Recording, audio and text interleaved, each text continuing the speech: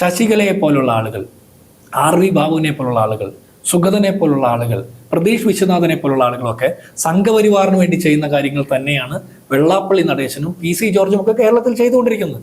ഇവരെ പിന്തുണച്ചുകൊണ്ട് ഇവർക്കെതിരെ കേസെടുക്കാൻ പോലും ഒരു വകുപ്പില്ല എന്ന് പറയുന്ന ആഭ്യന്തര വകുപ്പിന്റെ മന്ത്രിയായിട്ടുള്ള പിണറായി വിജയൻ അദ്ദേഹത്തിന്റെ കൈപിടിച്ച് കയറ്റിക്കൊണ്ട് കയറി വരിക.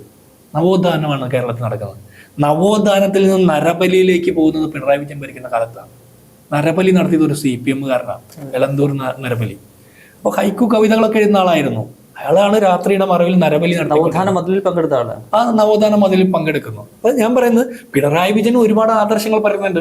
കഴിഞ്ഞ ലോക്സഭാ തെരഞ്ഞെടുപ്പിന് മുമ്പ് മധുരയിലെ പാർട്ടി കോൺഗ്രസിൽ പങ്കെടുത്തുകൊണ്ട് കഫിയ അണിഞ്ഞു നിന്നു. ഇപ്പോ അടുത്ത ഇലക്ഷന് മുമ്പ് ഇവർ കാവി പുതയ്ക്കും, കാഷായം പുതയ്ക്കും, പലതും കാണും. ഇതൊക്കെ സ്വാഭാവികമാണ്. ജയിക്കാൻ വേണ്ടിയിട്ടുള്ള അവസാന കൂട്ടക്കരച്ചിലായിട്ട് കണ്ടാൽ മതി. ഇനി ഇവർ വായിച്ചത് ആരുടെ ആശംസാ പത്രിക? ഇന്ത്യയിൽ എത്രയോ മുഖ്യമന്ത്രിമാരുണ്ട്.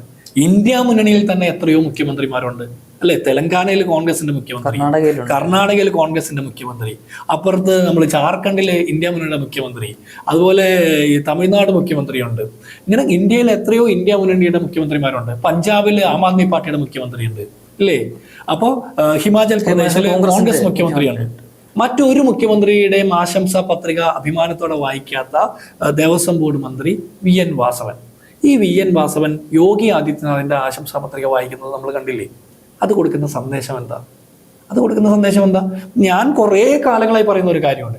കേരളത്തിലെ ആദ്യത്തെ RSS കാരനായിട്ടുള്ള മുഖ്യമന്ത്രി പിണറായി വിജയനാണ്. സംഘപരിവാറുകാരനായിട്ടുള്ള മുഖ്യമന്ത്രി പിണറായി വിജയനാണ്. കാരണം കേരളത്തിലെ പോലീസിന്റെ 9 വർഷത്തിലധികമായിട്ടുള്ള നയപരിപാടികൾ കണ്ടാൽ നമുക്ക് പിണറായി വിജയനാണോ വത്സൻ തില്ലങ്കേരിയാണോ ആഭ്യന്തര വകുപ്പ് മന്ത്രി എന്ന് സംശയം തോന്നിപ്പോ.